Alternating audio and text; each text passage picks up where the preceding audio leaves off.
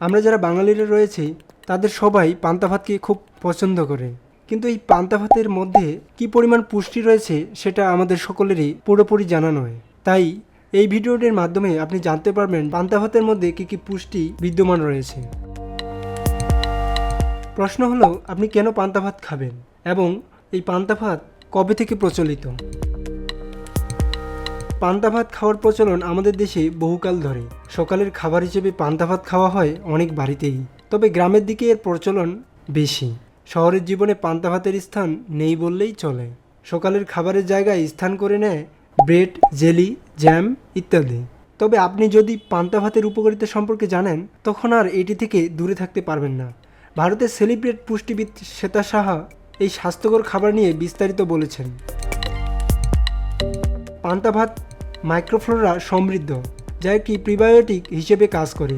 এটি অন্ত্রের সংক্রমণ রোধ, শক্তিশালী রোগ প্রতিরোধ ক্ষমতা, ভালো হজম শক্তি, ত্বকের উজ্জ্বলতা এবং সুন্দর চুলের জন্য কাজ করে। পান্তা ভাত একটি ইলেকট্রোলাইট হিসেবে কাজ করে, তাই এটি ক্লান্তি, দুর্বলতা এবং ডিহাইড্রেশন নিরাময় করে।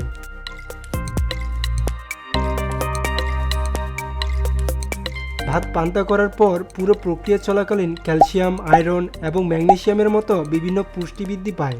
রাতারাতি ভাত পান্তা করলে এর আয়রনের পরিমাণ নিয়মিত রান্না করা ভাতের তুলনায় 21 গুণ বেশি বৃদ্ধি পায়। এ কারণে পান্তা ভাত গরম ভাতের তুলনায় স্বাস্থ্যকর বলে বিবেচিত হয়। পান্তা ভাতের উপকারিতা কী?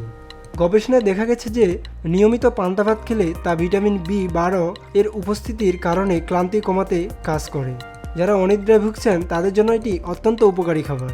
এটি প্রিবায়োটিক সমৃদ্ধ, তাই স্বাস্থ্যকর অন্ত্রের পাশাপাশি গ্যাস্ট্রোইন্টেস্টাইনাল সমস্যা নিরাময় বা প্রতিরোধ করতে পারে।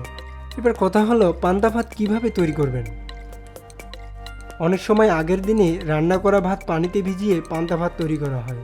পরদিন পান্তা ভাতে ভালো করে লবণ মিশিয়ে খাওয়া হয়। তবে শুধু পান্তা ভাত খেতে সুস্বাদু লাগে না, এর সঙ্গে মাছ ভাজা, ডালের বড়া, ডিম ভাজা কিংবা বিভিন্ন ধরনের ভর্তা হলে খেতে বেশ ভালো লাগে। অনেকে শুধু পোড়া মরিচ আর পেঁয়াজ ডলেও পান্তা ভাত খেতে পছন্দ করে। কিভাবে পান্তা ভাতের পুষ্টি বাড়ানো যায়? পান্তা ভাত নিজে একটি পুষ্টিকর খাবার, যা অন্যান্য খাবারের সঙ্গে যোগ করে খাওয়া হয়। কিন্তু আমরা যদি এতে আরও কিছু পুষ্টিকর খাবার যোগ করি, যেমন ভাজা শাক, সবজি এবং শেষ অন্তত কিছু প্রোটিন যেমন মুরগির মাংস যোগ করলে তা আরও বেশি পুষ্টিকর হয়ে উঠতে পারে।